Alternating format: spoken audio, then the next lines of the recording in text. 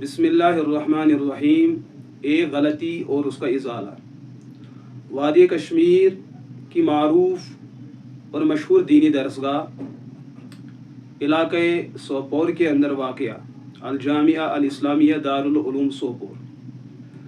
گزشتہ 2 سالوں سے جلسے سالانہ دستربندی میں بیرونی ریاست جیسے آپ گجرات کی بات کریں، ڈھاویل کی بات کریں، وہاں سے معتمد اور مستند اہل علم کی تشریف آوری، یہ موقع ہمیں فراہم کیا ہے دارالعلوم سوپور نے۔ گزشتہ 2 سال سے دارالعلوم سوپور میں ایک بڑی علمی ہستی اور ایک بڑی روحانی ہستی حضرت مولانا مفتی محمد فاروق صاحب مدنی دامت برکاتہم العالیہ، گزشتہ 2 سال سے ان کے بیانات ہو رہے ہیں۔ ان کے بیانات میں کیا ہے اس کے لیے تو الفاظ بالکل قاصر ہیں، لیکن حضرت مفتی صاحب دامت برکاتہم العالیہ کے بیانات کی چاشنی اور ان کا مدلل انداز اور پرکشش انداز، اس چیز کی تائید کے لیے میں پوری وادی کشمیر کے بہت بڑے عالم اور فقیہ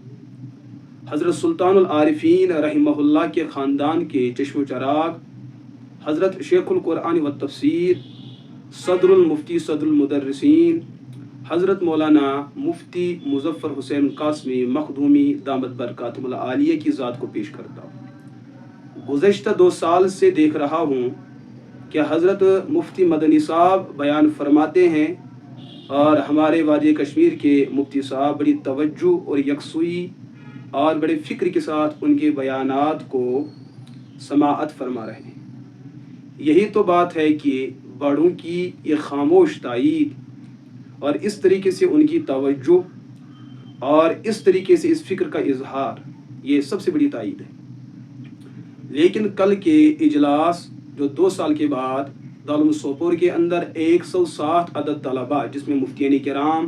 علماء اور حفاظ قراء ان کی دستربندی کی گئی، اس اجلاس میں حضرت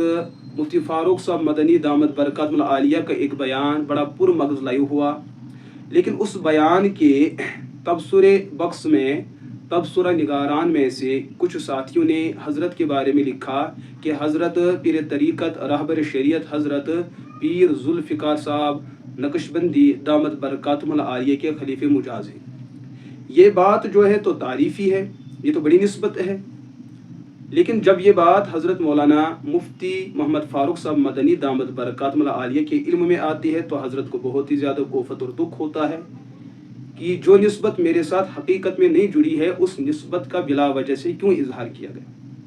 مجھے حضرت دامت برکاتہم العالیہ کی طرف سے خلافت نہیں دی گئی اور نہ میں ان کا خلیفہ۔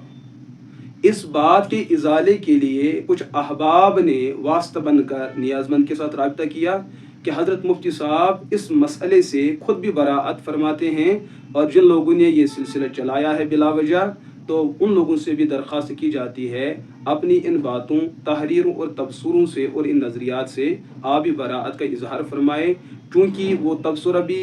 ہمارے اسی بیان کے کل کے بیان کے لائیو میں آیا تھا۔ اسی وجہ سے آج کی اس مختصر سی کلپ کو آپ کے لیے ایک امانت چھوڑ رہا ہوں۔ جن احباب نے اس طریقے سے کیا اور کہا اور بولا ہے وہ لوگ ایک غلط فہمی پہ مبتلا ہے، تو ان کی نیت پر بھی شک نہیں کیا جا سکتا، لیکن مفتی صاحب خود اس سے براعت کا اظہار فرماتے۔ ہم پوری وادی کشمیر کی طرف سے بالخصوص ازہر کشمیر اور علاقۂ سوپور کی ایک دینی درسگاہ کے جملہ طلباء کی طرف سے حضرت مفتی صاحب کا تہہ دل سے شکریہ ادا کرتے کہ اللہ ان کی عمر میں ان کے صحت و اخلاص، ان کے علم، ان کے تدبر تفکر، ان کی روحانیت اور ان کی عظیم شخصیت کو ہر فتن اور ہر شر سے ان کی حفاظت فرمائے، اور ہمیں بار بار ان کے پند و نصائح سننے کی توفیق نصیب فرمائے۔